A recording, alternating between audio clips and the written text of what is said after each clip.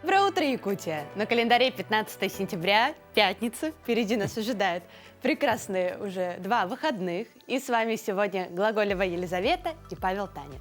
Просыпайтесь вместе с нами, заряжайтесь бодростью и позитивом. Узнавайте первыми о событиях, которые происходят в мире и в регионе. А теперь давайте же узнаем, чего мы расскажем вам сегодня. Ну, во-первых, дары осени. Жители села Матта Мегино-Кангаласского улуса вырастили картофель размером 24 сантиметра в высоту и 13 в ширину. В Алданском районе Якутии обнаружено необычное явление – исчезновение целого озера. Почему исчезают озера и мелеют реки? Поговорим с ученым-климатологом Никитой Тананаевым. Когда питомец заболел, любой хозяин сделает все, чтобы ему помочь. Но бывает, что болезнь протекает бессимптомно. Как помочь животным и какие анализы необходимо сдать, в первую очередь расскажет наша рубрика «Мой питомец». Любой старый и добрый фильм жительница Алдана Клара Гранина может узнать по единственному кадру. Много лет она отработала киномехаником. Благодаря Кларе Афанасьевой кино на большом экране могли смотреть жители не только Алданского района. Ну а по традиции, конечно же, в начале эфира расскажем о погоде. По данным Гидромедцентра, сегодня в 6 часов утра температура воздуха в центральных районах остановилась на отметках от -5 до -1, в Заречной группе от -1 до +6, в южных от 0 до +1, в Вилюйской группе от 3 до 5 градусов тепла, в Нижнеленских районах +3 градуса, в западных от 4 до 6 со знаком плюс, в Колымо-Индигирской группе улусов от -1 до +4, в Янских районах от -5 до +3, на северо-западе от 0 до +4. В городе Якутске температура воздуха в 6 часов утра остановилась на отметке -1 градус, атмосферное давление 746 миллиметров ртутного столба, ветер северный 1 метр в секунду. Сегодня днем в столице региона ожидается преимущественно без осадков, ветер юго-западный 5-10 метров в секунду. Температура воздуха днем максимум прогреется до отметки +10 градусов.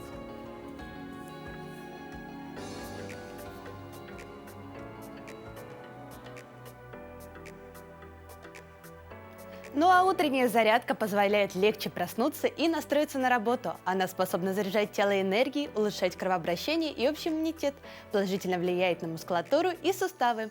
Чтобы получить больше пользы от утренней гимнастики, не забывайте делать ее регулярно. Здравствуйте, меня зовут Александра Бронских, я тренер по художественной гимнастике. Сегодня мы покажем вам разминку, которую вы сможете повторить в домашних условиях. В этом мне помогут воспитанницы спортивного клуба «Либерти» и гимнастки сборной Республики Саха-Якутия. Давайте начнем. Итак, ножки вместе, ручки в замочек. Начинаем разминать наши пальчики, подключаем правую ножку. Поехали. И 1, 2, 3, 4, 5, 6, 7, 8. Другая ножка. 1, 2, 3, 4, 5, 6, 7. Отлично. Ножки вместе. Пружинка. И 1, 2, 3, 4, 5, 6, 7, 8. Еще раз. 1, 2, 3, 4, 5, 6, 7, 8. Вытянули ручки наверх, улыбаемся, вытянули шейку, стоим, держим. И 1, 2, 3, 4, 5, 6, 7, 8. Опустились на пяточки, взяли себя за локоточки, наклоны вниз. И 1, растягиваем, 2, подколенную связочку, 3, 4, 5. Умницы, 6, 7, 8. Отлично. Выросли. Ручки в стороны, ножки на ширине плеч. Готовимся, наклоны. И 1, и 2, и 3, не торопимся, 4, и 5, и 6, тянем бок, 7 и 8. Ручки вперед, наклон. И 1, вытягиваем позвоночник.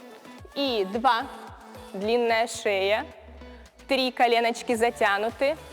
4, 5, еще ниже. 6, 7. Отлично, вытянулись. Сели вниз. Выпад на правую ножку. Качаемся. И 1, качаемся. 2, 3, активней. 4, развернулись. И 5, выпад. 6, спинка прямая. 7, 8. Другая ножка. И раз ниже. 2, 3, 4. Развернулись. И 5. Шейка. 6, 7, 8. Делаем упражнение на пресс. Ножницы. И раз, 2, 3, 4, 5, 6, 7, 8. Держим ножки. Раз, 2, 3. Улыбаемся. 4, 5, 6, 7. И повторили еще раз. Отлично. Сделали складочку. Потянулись вперед. Вытянули позвоночник. Вытянули ручки. И раз, 2. Лежим в складочке. 3, 4, 5, 6, 7. Отлично. Встали на ножки. Сделали глубокий вдох. Выдох. Умницы. Спасибо. На этом наша разминка закончена. Занимайтесь спортом, занимайтесь художественной гимнастикой и будьте здоровы. Ну, зарядка, естественно, это один из таких утренних ритуалов, который позволяет нам энергично провести свой день. Еще один немаловажный момент утром – это, конечно же, завтраки. Вот банановые панкейки – отличное решение для вкусного и сытного приема пищи утром. Приготовление не займет у вас много времени. Все просто, вкусно и, самое главное, полезно. Доброе утро, меня зовут Аня, я бренд-шеф и владелец гастробара «Щегол». Сегодня мы с вами приготовим японские панкейки. Для этого нам понадобятся яйца, разрыхлитель, сахар, мука, масло сливочное, растительное и молоко. Итак, приступим. Для начала мы должны отделить желтки от белков.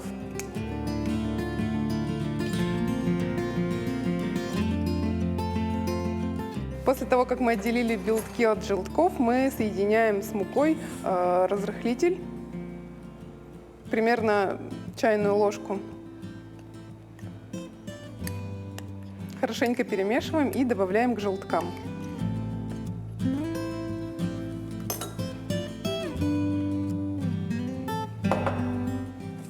И перемешиваем венчиком. Здесь хорошо ничего не перемешается, но пока что так. Затем мы взбиваем белки немножко с лимонным соком и сахаром. Взбиваем в плотную пену. Желательно в планетарном миксере, но можно и в ручном, или если вы супергерой, можете венчиком взбить.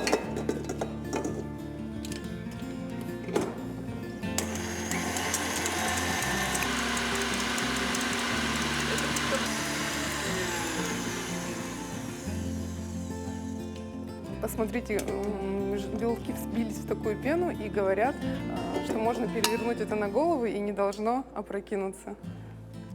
Не опрокинулось. То есть мы все сделали правильно. Теперь к желткам и муке мы добавляем молоко. Перемешиваем практически до состояния густых сливок, даже сметаны, наверное. После этого мы уже убираем венчик навсегда, потому что в дальнейшем нужно будет перемешивать только лишь лопаточкой эту смесь. И либо силиконовой лопаткой, либо силиконовой ложкой. Сейчас мы соединяем белки с нашей массой яично-мучной с молоком. И ни в коем случае здесь нельзя пользоваться венчиком или миксером, потому что консистенция может упасть. Мы хорошо вымешиваем тесто. Оно должно получаться воздушное, как облачко.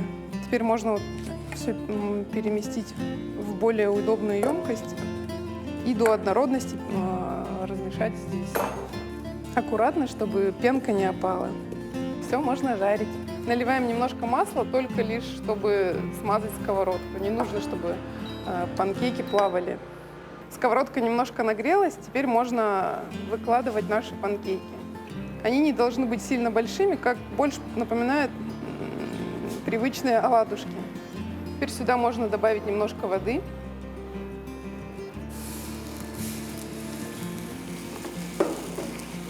накрыть крышкой и на медленный огонь. Для большей пышности мы можем, когда тесто немножко схватилось, можем еще сверху добавить. Сейчас уже можно перевернуть. Тесто очень нежное, непривычное.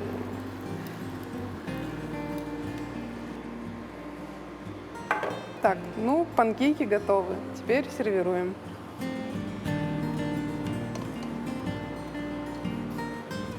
Давайте украсим взбитыми сливками.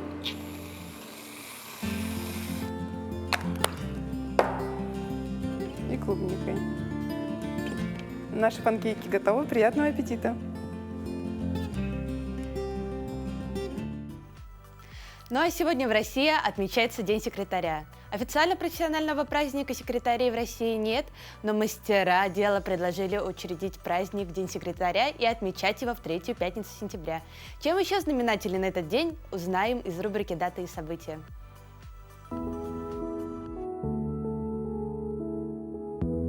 На календаре 15 сентября. Сегодня отмечают День школьного рюкзака, День фетровой шляпы, День российского леса, День худеющих, День рождения экологической организации Greenpeace, Международный день демократии.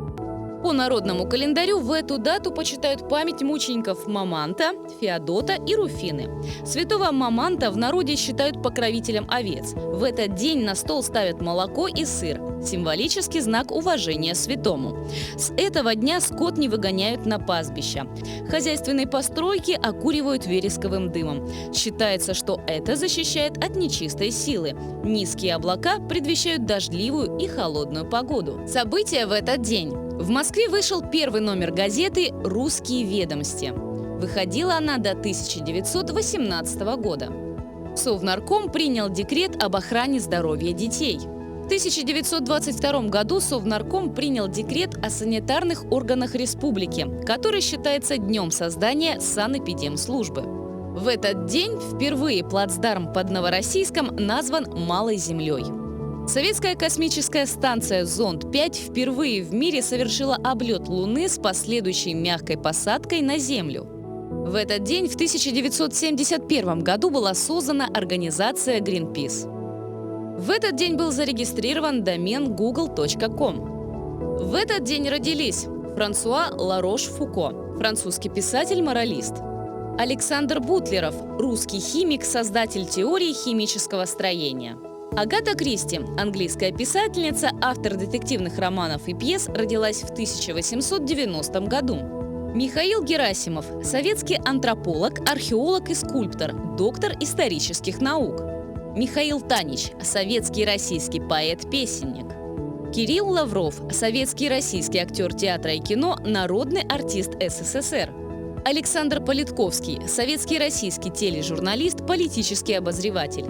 Именины в этот день отмечают Ян, Юлиан, Филипп, Федор, Теодор, Степан, Петр, Павел, Николай, Михаил, Леонид, Иван, Ефим, Елизар, Демид, Герман, Вальдемар, Владимир, Виктор, Василий, Богдан, Антон, Анатолий, Серафима, Оксана, Ксения.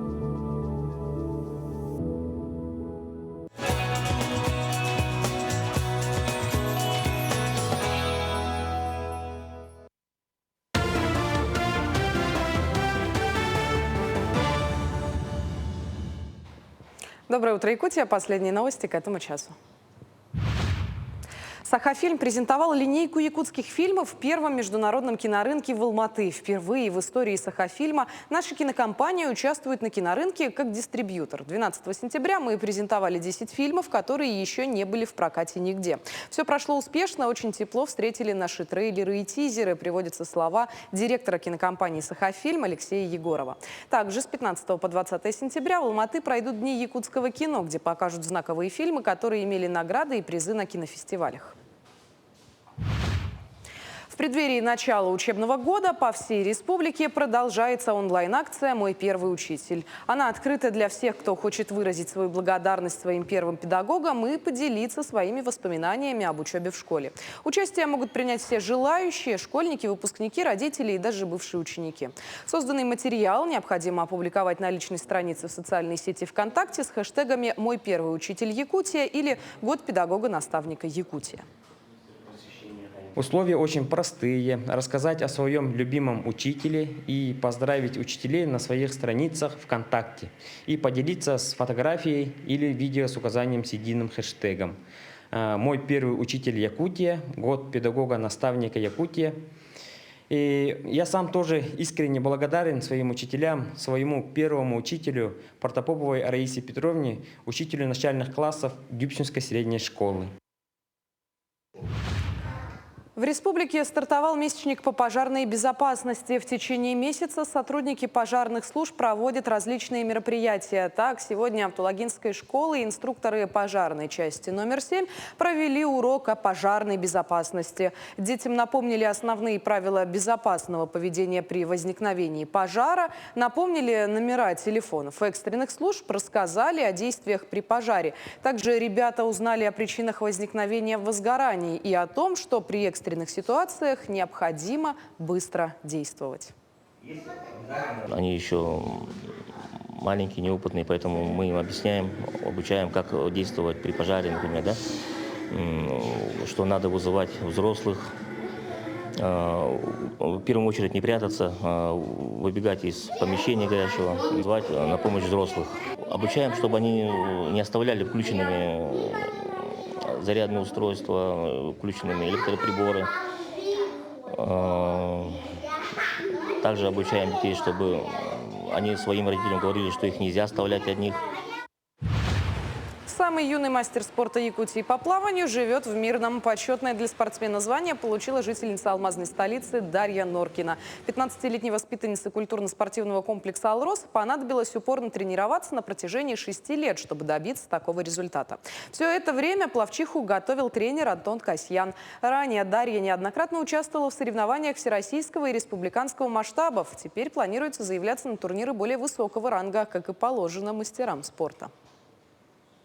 Мы приняли решение немного изменить тренировочный процесс. Перешли на двухразовые тренировки в день, 11 тренировок в неделю. В среднем это одна тренировка 2 часа в воде и час на суше. Ну и 2 часа утром еще. Тренировки начинаются в 6 утра до 8 перед школой, потом еще после школы тренировки. Жители Земли увидят комету, которая пролетает раз в 437 лет. Ближайшую к Солнцу точку она пройдет 17 сентября. Комету Нисимура легко узнать по яркому зеленому хвосту. Лучше всего смотреть на небо перед восходом Солнца в северо-восточном направлении, слева от Венеры, в ясном небе, свободном от загрязнения, советуют астрономы. Комета будет на расстоянии 33 миллионов километров от Солнца, что меньше, чем четверть расстояния между Землей и Солнцем. Затем она безопасно пройдет мимо нашей планеты на расстоянии 125 миллионов километров.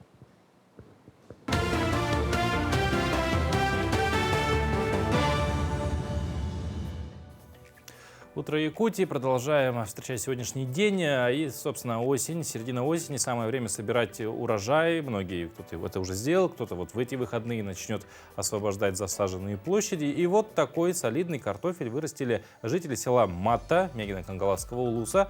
Картофель размером 24 сантиметра в высоту и 13 сантиметров в ширину. Весит картофель аж 2 килограмма.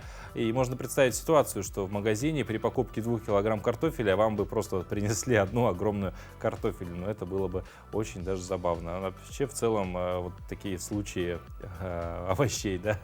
Можно ли их назвать овощи-мутанты? Мне да? даже было интересно, я посмотрела, можно ли эту картошку в книгу рекордов Гиннесса взять, но нет.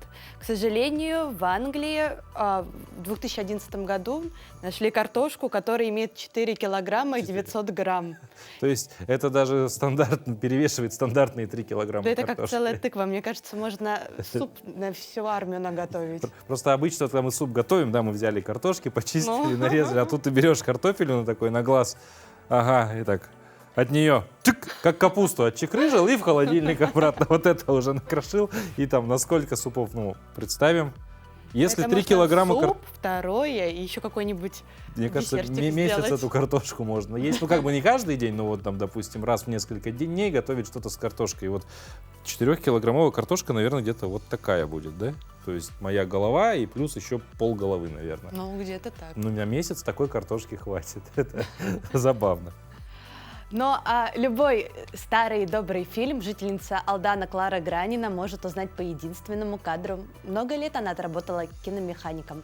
Благодаря Кларе Афанасьевне кино на большом экране могли смотреть жители не только Алданского района, но и других уголков республики. Впрочем, трудовая биография героини нашего следующего сюжета охватывает не только киноиндустрию. С 15 лет она работала на золотодобывающей шахте, трудясь в не совсем женских сферах. Клара Афанасьева всегда была мастерицей, рукодельницей и хлебосольной хозяйкой. У нее в гостях побывали наши коллеги. Гости к Кларе Граниной приходят часто, и хозяйке всегда есть чем их удивить. Мясные оладьи и беляши с рыбой – это далеко не все ее коронные блюда. Готовит Клара Афанасьевна не только с удовольствием, но и с душой. Оттого и яства удаются на славу. Ну, в детстве фирменное блюдо, как и мама делала, всегда борщи, картошка отварная, картошка жареная, пареная, как она говорила, на сковороде, на воде. Вот. А потом уже, когда в замуж вышла, тут уже стала мастерить, что-нибудь сама придумывать для семьи, там, чтобы интереснее было. В ходу всегда были пельмени. Немало времени Клара Афанасьевна посвящает вязанию. Накидки, пледы и коврики наполняют комнаты особенным уютом. Всегда требуются кофточки, шарфики, носочки и варежки. У рукодельницы 5 внуков и 7 правнуков. Мастерство вязания Кларе Афанасьевне передала ее мама. Мама вязала и шила. Но шить у меня не получилось. Помню, как мама сказала, я лягу отдохну, а вы, доченьки, вот я тапочки скроила, вы сшейте. Сшить их надо. Но я сшила, да, неправильно. И у меня к шитью сразу все отбило. Кулинария и вязание – не единственные увлечения хозяйки. В прошлом Клара Афанасьевна много времени посвящала плетению бисером. Создание художественных композиций мастерицу захватывало полностью, а над некоторыми шедеврами она работала месяцами. Бисер тогда продавали много же, всякий. Вот. И вот собирала бисер, делала ожерелья, бусы всякие, короны делала всякие. Вот. Где под самодеятельность нужно было, где как. Неусыпной заботы хозяйки требуют цветы и помидоры. Всю сознательную жизнь Клара Афанасьевна занималась как животноводством, так и земледелием. Хозяйство и в доме родителей, и в ее семье всегда было большим. Теперь сад-огород раскинулся на подоконниках. В настоящее время пришла пора снимать урожай. Увлечения нашей собеседницы считаются сугубо женскими, чего нельзя сказать о ее профессиональной деятельности. Клара Афанасьевна родилась в городе Свободном Амурской области, в семье офицера Красной армии. Она была старшей из 7 детей. С 15 лет работала на шахте. В 1962 году, уже будучи замужем и воспитывая дочь, приехала на север. Семья поселилась в поселке Озерном Алданского района. Пройдя обучение, Клара Афанасьевна стала киномехаником. Мне говорили, скажи такой фильм, закажи такой. Я записывала, потом приезжала сюда, в Алдан. Мы отдавали в кинопрокат вот эти заявки. Вот записывали, подбирали нам эти фильмы. И если машины не было, то везли кино на Куранах, а на 16-м километре сбрасывали. Я на лошади приезжала, забирала эти фильмы. В 1970-м семья Граниных, в которой подрастали уже 2 дочери, приехала в Алдан. Клара Афанасьевна приступила к работе во вновь открывшейся школьной фильмотеке. По долгу службы киномеханику приходилось бывать в разных уголках района и республики. Я ездила как киномеханик, ремонтировала аппаратуру. Вот. Везде, где только не была я, по всей Якутии, по школе. Даже в Исмае была, в Зырянке была. Нашу с хозяйкой беседу прервал звонок в дверь. К Кларе Афанасьевне приехал ее крестник. Олег Андрюхин родом из Озерного. Сейчас мужчина с семьей проживает в Нижнем Куранахе. Когда бывает в Алдане, обязательно навещает восприемницу. Сегодня Олег привез Кларе Афанасьевне ягоду, выращенную на даче. Ну, всю жизнь знакомы. Что говорить? Люблю, конечно. Выросли, Выросли пацанами вместе. да, все вместе. Богатым любого человека делают окружающие его люди. С этим утверждением Клара Афанасьевна Гранина полностью согласна. Татьяна Вахнина, Сергей Шипачев, Алдан. Известный графист Ефим Шапошников был одним из тех, кто заложил основы книжной графики в Якутии. Им оформлено около 100 книг якутских писателей, а также писателей других народов. Иллюстрации Шапошникова отличают живой юмор и фантазия, яркий талант рассказчика и увлекающее детей активное игровое начало. Ефим Михайлович Шапошников – удивительный художник, человек необыкновенно большой и доброй души. Именно он в Якутии по праву считается родоначальником книжной графики для детей. Родился художник в 1926 году в Намском Улусе, в простой трудовой семье. Его отец трудился в колхозе бухгалтером, но, как сказали бы сейчас, имел хобби. Когда выдавалась свободная минута, он занимался рисованием. И сына к этому приучал. Часто приносил маленькому Ефиму бумагу, карандаши и советовал ему перерисовывать рисунки из книг. А потому неудивительно, что с самого детства у маленького Ефима Шапошникова росло и крепло желание стать художником. Когда в 1945 году в Якутске состоялся первый набор в художественное училище, неудивительно, что Ефим Шапошников отправился постигать ремесло художника. После окончания училища Ефим Михайлович некоторое время проработал учителем рисования и только затем отправился поступать в Харьковский художественный институт. С самого детства он очень много любил читать, обращал внимание на книжную иллюстрацию. Став старше, подружился со многими якутскими писателями и поэтами, и еще в годы учебы в художественном училище начал заниматься книжной иллюстрацией, оформлял книги для детей. Вообще, мир ребенка с его радостями и невзгодами, с его невероятными приключениями и радостным взглядом на жизнь был всегда очень понятен и доступен художнику. Ефим Михайлович Шапошников был участником многих республиканских, зональных и всесоюзных художественных выставок. И на каждой выставке представленные работы художника неизменно находили своего зрителя и привлекали большое внимание. На выставке «Вечный дозор», приуроченный к 23 февраля, Дню защитника Отечества, представлен очень интересный графический лист художника «Эсэх Победы» из серии «Люди реки Саргучан». Как говорил близкий друг художника, искусствовед Иннокентий Потапов, Саргучан — это, скорее всего, вымышленное слово и происходит от якутского слова «саргу», что значит «счастье». Вообще сама серия, которая выполнена в технике линогравюры, показывает сказочную красоту природы Якутии. Заключительным листом всей серии стал «Эсэх Победы». Как вспоминает сам художник, идея пришла к нему очень быстро, и всю работу он выполнил буквально в один присест, без единого подготовительного наброска и эскиза. Гравировать начал снизу, постепенно прорабатывая второй и последний план. Сама многофигурная композиция открывается изображением девушек, которые играют на музыкальных инструментах, таких как домбра, бубен и хамус. Второй ряд показывает нам угощение кумысом фронтовиков, людей разных национальностей, а последние ряды показывают нам многочисленные круги танцев осохой и состязания национальных игр. Приходите в Национальный художественный музей Республики Саха-Якутия, чтобы увидеть это произведение своими глазами.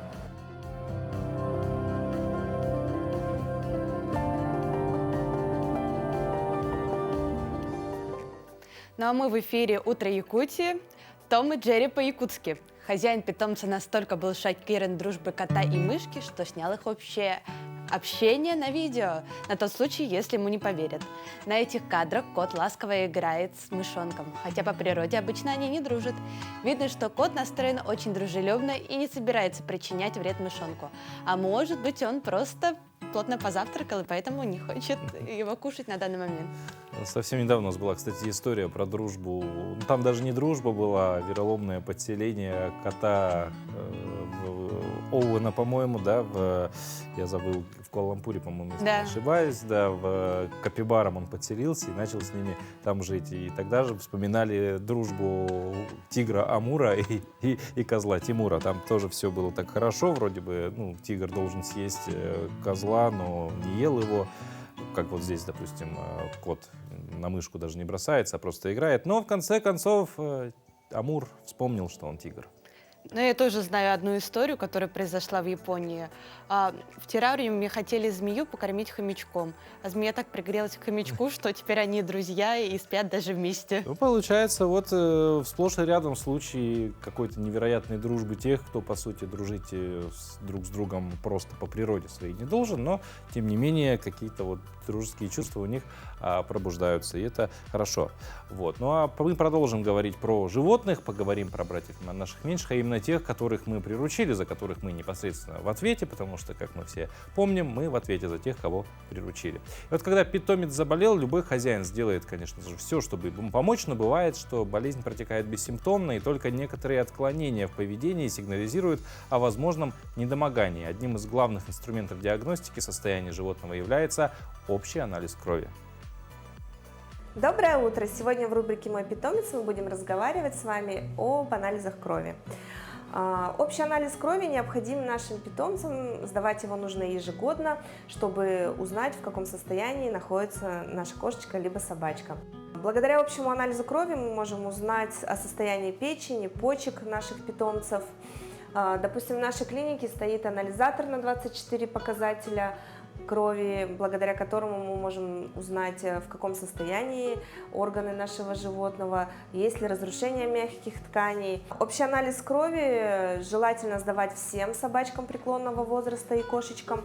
И, допустим, если у вашего животного есть какие-либо показания, будь то рвота, диарея. Если вашему животному показана операция, и операция плановая, то обязательно перед операцией все животные должны сдать кровь. Также, если вы экстренно поступили к нам, будь то с покусами, либо после какой-либо драки животного, мы также берем анализы крови, чтобы узнать клиническую картину. Также животные, которые взяты у вас из приюта, либо вы подобрали на улице, которые находятся в зоне риска инфекционных заболеваний, также обязательно показан общий анализ крови. Также рекомендуются лабораторные исследования для питомцев, которым предстоит наркоз, чтобы убедиться, что животное перенесет наркоз. И вообще это исследование показано всем питомцам, будь то молодые питомцы, будь то питомцы в возрасте, потому что обязательно нужно следить за здоровьем наших кошечек и собачек. Но в спортивном комплексе «Триумф» проходят всероссийские соревнования по боевому и спортивному самбо. Мероприятие посвящено памяти Героя России Александра Рыжикова и сотрудников спецподразделений, погибших при исполнении служебного долга. Подробнее в следующих материалах. Всероссийские соревнования по боевому и спортивному самбо проходят в 5 весовых категориях – 58, 64, 71, 79 и 88 килограмм.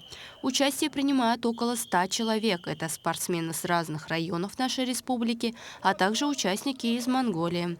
Предварительные финальные схватки проходят в 2 возрастных группах. Первая группа у нас 13-15 лет, там выступают как юноши, так и девушки. Это такое у нас мероприятие немножко, оно не отборочное, но мы примерно хотим посмотреть спортсменов для участия, которое будет в следующем году в Детях Азии, Дети Азии соревнования. Также вторая возрастная группа, это 16-18 лет старшие юноши, которые в ближайшее время примут участие в чемпионате Дальнего Востока, который пройдет в городе Чите. Самбист Павел Гарипов приехал с Алданского района. Самбо он занимается 11 лет и является кандидатом в мастера спорта. На соревнованиях он занял 1-е место среди спортсменов, участвовавших в весовой категории 64 килограмма. На этих соревнованиях я участвую уже не в первый раз. и являюсь неоднократным победителем. Я уже выступил, был у меня спортсмен из Якутска. Он был неплохо подготовлен, но я взял верх над ним и занял первое место. 15 сентября пройдут схватки по боевому самбо мужчин от 18 лет и старше. Победители и призеры будут награждены памятными медалями, грамотами и ценными призами. Даяна Федорова, Артем Алексеев, Якутск. В Алданском районе Якутии обнаружено необычное явление – исчезновение целого озера. И вот как раз видим эти кадры сейчас. Ранее ученые предположили, что, возможно, раньше на этом месте располагался озерный ледник, и, вероятно, он полностью растворился. Ну, тем не менее, можно и, судя по кадрам, понять, что, вероятно, вот там расщелина, да, вот только что было. Может быть, туда все стекло, там все это как бы пропало, да, скажем так. И вот об этом явлении, а также в целом о глобальном потеплении мы поговорим сегодня с гостем в студии. Это Никита Тананаев, заведующий лабораторией по изучению климата и экосистем северных регионов Северо-Восточного федерального университета. Никита, доброе утро. Доброе утро. Доброе утро. Вот. Куда делось озеро? Куда пропало озеро? Да, ну вообще, на самом деле, в феврале этого года тоже был подобный случай, по-моему, похожий в Татинском улусе. Да, ученые установили тогда, вот, чтобы не ошибиться, водоем обмелел частично, а произошло это из-за стечения погодных условий. Вот почему вообще это случается такое? Ну вот здесь интересный вопрос. Сначала, когда это видео только попало ко мне в руки, подпись к нему была, что это Усть-Алданский район. Потом оказалось, что никакого Устья, это просто Алданский. И это большая разница, потому что Усть-Алданский район все-таки больше мерзлотой подстилается, да, и, скорее всего, мы бы предполагали бы, что это из-за таяния мерзлоты произошло. Алданский район немножко другой, островная мерзлота, там не такая мощная, как здесь у нас в Центральной Якутии. Поэтому, скорее всего, здесь просто карст, это вода, которая растворяет породы. Уже хороший растворитель. Получается. Да. Там трещиноватые грунты — это довольно частое явление. И по трещинам это озеро ушло. Потом, когда озеро уходит, эти трещины забиваются мелким материалом, и озеро стабильно существует какое-то время еще. Вот. В Татинском районе, наоборот, там толстый лед, да, и он в конце зимы начал давить на нижележащую воду, и воду просто выдавило. А то, что там оттаяло что-то внизу, вот из-за как раз глобального потепления, как мы говорим, частично, это только способствовало выходу воды. Вообще, в целом, насколько часто вот такие явления? Ну, будут чаще. Но мы не все видим. Мы видим только то, что люди показывают. Ну, просто, как правило, когда происходит что-то вот подобное там, для, скажем так, обывателя, нетипичное, да, то есть что-то из ряда вон выходящее, то есть это, стоит ли, скажем так, бить панику какую-то? Ну, озер у нас много. Знаете, у нас на каждого жителя Якутии по озеру примерно приходится, в среднем. Да? Поэтому и не за каждым можно вот так вот уследить. Но вопрос только в том, что в будущем, когда почва будет оттаивать сильнее, и больше возможностей как раз в конце зимы будет для того, чтобы выдавило эту воду из озер, вот это будет, скорее всего, происходить чаще и чаще. В первую очередь в Центральной Якутии и в тундровой области менее часто. Гидрологи отмечают, что такие необычные процессы закономерны и происходят, как правило, раз в 100 лет. Но в последнее время подобные явления стали повторяться все чаще и чаще. Что вы можете, какие выводы об этом сделать? Но, во-первых, мы видим, что климат Якутии меняется. Это видно по данным температуры воздуха. Мы анализировали это как раз в лаборатории по изучению климата. И это зависит от района, но за последние 30 лет увеличение температуры статистически значимое. Доказано учеными, то, что говорят. Да? Значит, от 0,7 градуса до более 2 градусов за 30 лет. Это много. Это много, потому что у нас есть глобальная цель. Не допустить поднятия температуры на 1,5 градуса от доиндустриальной эпохи, это 1850 год. А у нас в Якутии только за последние 30 лет больше 2 градусов. Это значимо, это много. То есть в какой-то степени происходит это вот, собственно, потепление. Вообще говоря про Якутию, да, вот у нас вечная мерзлота, поэтому нам, возможно, как-то особенно необходимо наблюдать за климатом, который, в принципе, да, сейчас от года, вот лето, да, прошедшее, его заявили, что оно, в принципе, в мире было самым жарким за всю историю. Вот. А вообще большой интерес не только у ученых вызывает история с климатом сегодня, и вот какими исследованиями сейчас, собственно, вы занимаетесь? Недавно, вот мы знаем, приехали вы вроде как из Японии, может, расскажете какие-то совместные там происходят исследования? Ну, в Японии я рассказывал больше историю о химическом составе вот этих вот льдов, как раз подземных наших, чтобы понять, откуда появилась в них вода. Возможно, восстановить возраст, когда этот лед появился. То есть это больше история про прошлое. Это может быть история о будущем в том смысле, если мы будем отбирать образцы воды на химический состав и увидим в них, вот в этих образцах, в обычной реке, например, в Тате в какой-нибудь, что туда попадают химические элементы изо льда. Вот этих. Изо льда. Это нам докажет еще раз, что таяние подземных льдов — это значимый вклад в современную гидрологию. Но вообще говоря, в нашей лаборатории очень большой спектр сейчас. Молодежь хорошо работает. В частности, эту историю с пожарами мы немножко изучаем. 2 года назад были большие пожары, и теперь благодаря исследованиям нашего бакалавра удалось понять, почему так произошло. Оказывается, в Центральную Якутию именно в эти 3 года, с 19 по 21 год, стало приходить меньше циклонов. Намного, в 5 раз меньше. И сейчас это число восстановилось. Это лето более-менее нормальное с этой точки зрения. То есть какой-то цикл был без... Да, просто резко упало количество циклонов. Циклоны несут дожди.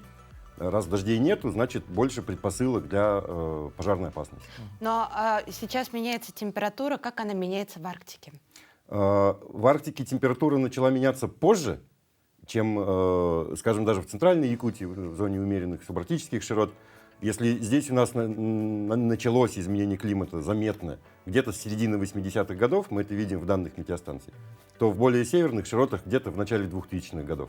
И сейчас температура поднимается тоже довольно быстро, но в первую очередь это Колымская группа районов и Алайховский район. То есть вот там самая такая горячая точка потепления. Ну вот говоря про изменение температуры, то есть, да, вот можно поговорить сейчас и про аномальное увеличение зимних температур. Самое главное, то есть многие, да, вот если взять там старожилов, да, аксакалов, они говорят там, ну условно в тех же 80-х, 70-х ноябрь в снегу -40, это уже вот, ну это было нормально. Сейчас мы порой в декабре даже -40 не можем поймать отметки, то есть прям сами люди это видят.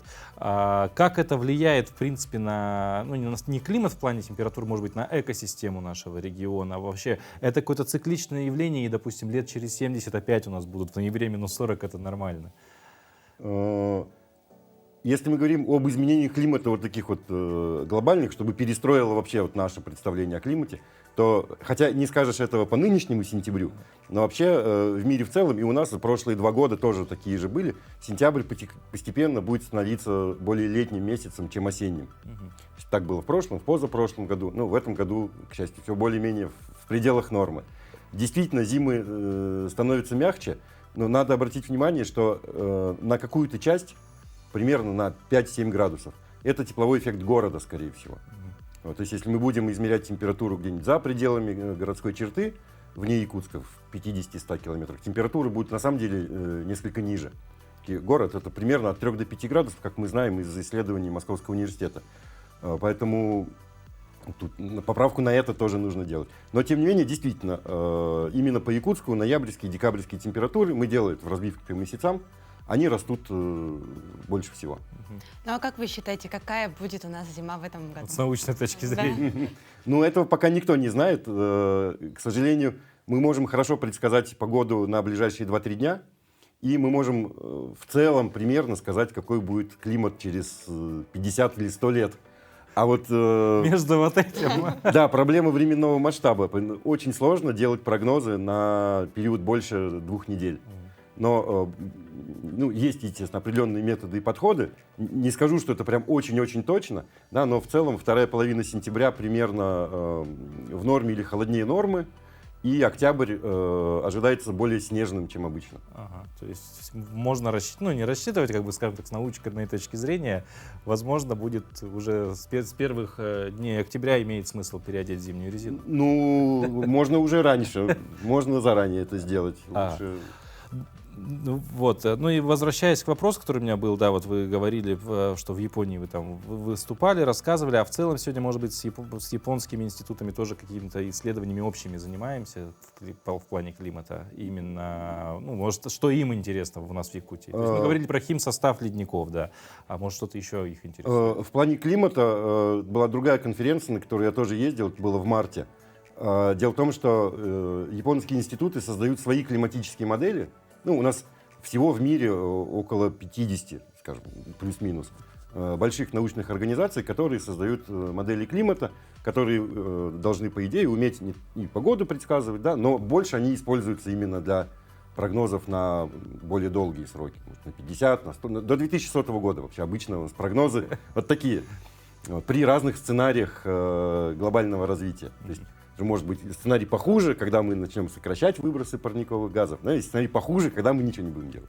Вот. И в Японии, в том институте, где я был, тоже создается такая модель, и очень много меня спрашивали о том, а как она работает у вас в Якутии. А почему она плохо работает, когда я сказал, что она работает не очень. Ну, действительно, разные модели заточены под разные регионы, и у нас тоже была такая задача выбрать самые лучшие модели, которые именно для Якутии бы работали. Такую работу мы сделали, она выполнена, и теперь именно на этой основе мы можем давать свои прогнозы. Ну вот интересовал японских коллег, а что можно сделать, чтобы лучше работала наша модель. Такие обсуждения у нас были. Вот было, говоря, возвращаясь про изменения климата, у нас одно время Черский, поселок Черский, очень сильно порадовал своей теплотой неожиданно. Это тоже вот связано с изменениями климата или это какая-то локальная история была? Это связано с изменениями. Действительно, как раз я хотел привести это очень яркий пример. Черский и Нижнеколымский район в целом. Климатические условия там контролируются немножко другими механизмами, чем у нас в Центральной Якутии или на западе, на северо-западе. Больше воздушных масс приходит с акватории моря Бофорта, с канадской Арктики, с Чукотки. Они более влажные и более теплые чаще всего. И поэтому в последние годы особенно нередко, даже в ноябре-декабре, выпадает дождь. Вот. Но это история именно последних 10 лет, и, скорее всего, это тоже связано с изменениями климата, ну, с увеличением температуры, да, с изменениями циркуляции. Вот, циклон пришел, который не должен был приходить, да, он приехал в Черский и дождь пошел. А не наблюдается ли на территории республики такого момента, что мы сейчас больше, в принципе, в север и в холод ушли, да, что холодные месяцы становятся теплее, а вот, допустим, юг Якутии, не становится ли он, наоборот, холоднее? Он не становится холоднее. У нас вся республика за последние 30 лет становится только теплее. Все становится теплее, просто где-то меньше, как, например, у нас в Центральной Якутии не так сильно растет температура. Да? А в остальном вот Мирнинский и Нижнеколымский район это довольно заметное увеличение температуры. Что касается Южной Якутии, то там мы наблюдаем тоже за последние 30 лет увеличение количества осадков. То есть становится, ну, я не скажу влажнее, потому что часть этих осадков это снег. И действительно в Южной Якутии они заканчивают последними снежный сезон, да, и начинают чаще всего первыми. Ага. То есть все, спасибо большое, Никита. Спасибо большое. Да, ну, интересная беседа, интересные вещи, о которых периодически не задумываемся. Хотя мы, учитывая, что живем в холоде, всегда думаем, когда же будет... Ну, климат для мерзлоты тоже важен. Да, и, собственно, да, она у нас под ногами.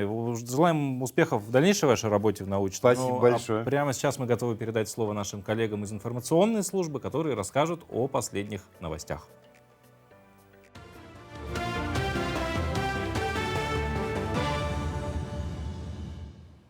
Мы продолжаем освещать самые заметные события. Доброе утро. В Якутске стартовал 4-й съезд терапевтов республики с международным участием. Съезд посвящен 150-летию со дня рождения выдающегося русского терапевта и представителя функционального направления в клинической медицине Семена Зимницкого. Участники получат возможность обменяться опытом, узнать о последних достижениях в сфере терапии и обсудить проблемы, связанные с многими заболеваниями. Организатором мероприятия выступают Министерство здравоохранения республики, а также Якутское отделение Российского научно-медицинского общества терапевтов. Такие мероприятия очень полезны в том плане, что не каждый врач может выехать за пределы, скажем, Якутии, да, и пройти обучение, или все-таки в онлайн-режиме обучения оно не то. Все же очный формат, он является наиболее доступным, легко усвояемым материалом. То есть на съезде будут представлены самые новейшие клинические рекомендации, ну, вот, по диагностике лечения, ну, диагностики и лечения внутренних болезней. То есть мы узнаем самые современные тенденции в терапии внутренних болезней. Пришла осень, а с ней сезонные вирусные заболевания. Пора задуматься о профилактических мерах. Медицинский осмотр, а также дополнительные методы обследования можно пройти в рамках плановой диспансеризации. Диспансеризация проводится один раз в 3 года в возрасте от 18 до 39 лет и ежегодно в возрасте от 40 лет и старше. Врачи рекомендуют не пропускать профилактические мероприятия, так как они помогают выявлять возможные проблемы, заболевания и факторы риска их развития на ранней стадии. Так, например, Якутская городская больница номер 3 очень серьезно относится к проведению диспансеризации, обязательно напоминая своим пациентам своевременно проходить медосмотры. В диспансеризацию входит анкетирование, расчет антропометрии, общий анализ крови, определение холестерина, глюкозы, онкоцитология у женщин, осмотр акушера, ЭКГ, ФЛГ, измерение внутриглазного давления 40 лет, определение сердечно-сосудистого риска по возрастам, определение кала на скрытую кровь, маммография 40 лет, определение ПСА, анализ. Впервые в Якутии проходит семинар для пчеловодов по сенсорному анализу меда с элементами полинологии. Его ведет один из ведущих специалистов по сенсорному методу оценки качества меда в стране, профессор Уфимского университета науки и технологий, доктор биологических наук Айрат Ишбердин. На занятиях якутские пчеловоды учатся определять качество меда по вкусу, запаху и цвету. После обучения каждый из них получит удостоверение специалиста сенсорного анализа меда федерального образца. А лучшие выпускники станут экспертами в конкурсе пчеловодов в рамках республиканской выставки-ярмарки и смогут установить стандарт качества якутского меда. У нас очень много меда различного поступает в Якутию со всей России. И, конечно, самые различные. Бывает и качественные, бывает и некачественные. Поэтому, соответственно, если мы у себя в республике научимся распознавать и давать покупателям, что же все-таки надо на самом деле есть, а мед – это пища, поэтому мы такой курс организовали. Пригласили наших партнеров, пригласили пчеловодов, и они сейчас узнают, как все-таки их мед надо оценивать по правилам. Состоялся отбор участников на федеральные отборочные туры всероссийского конкурса детского и юношеского творчества «Земля талантов». В конкурсе приняли участие 500 ребят со всей Якутии, 70 из них стали лауреатами, и 6 участников будут представлять Якутию. Завершающий этап конкурса будет проходить в Москве, в президентском доме отдыха «Снегири». В этом году работы принимались по 3 направлениям – вокал, хореография и художественное чтение. В текущем году конкурс отмечает 10-летний юбилей. В Якутске он проводится в 6-й раз. Финал всероссийского конкурса пройдет с 20 по 25 сентября. Помимо финальных концертов, ребят ожидает насыщенная культурно-развлекательная программа. К этому часу это все новости. Хорошего дня!